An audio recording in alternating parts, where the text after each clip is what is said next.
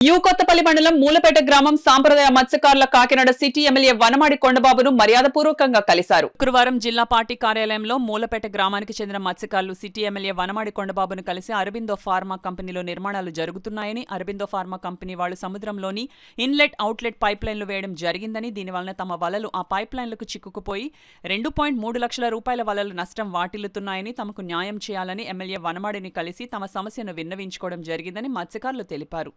జరిగిన రోజు మాకు ఇంకా మత్స్య సంపద నశించిపోవడం వల్ల పాటు అది మొత్తం కంప్లీట్గా క్లోజ్ అయిపోద్దండి. అప్పుడు ఇంకా మాకు చాలా తీవ్రమైన ఇబ్బందులు వచ్చే ప్రజలు ఇబ్బందులు పడతారు.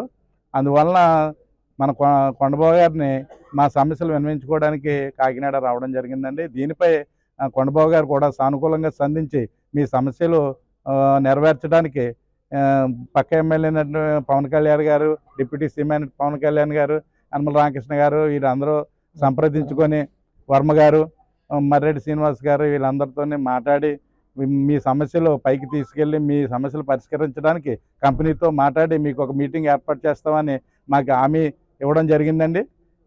దీనిపై మేము సంతృప్తి వ్యక్తం చేస్తున్నాం. మా సమస్యలు నెరవేరుస్తారని ఆశిస్తున్నాం.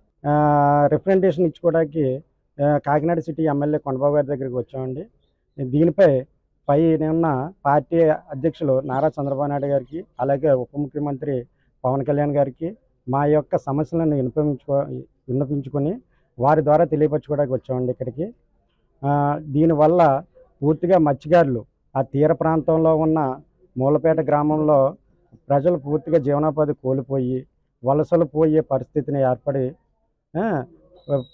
అక్కడ మత్స్యకారులు కొంతకాలానికి గుర్తింపు లేకుండా పోయే పరిస్థితి ఏర్పడుతుందండి.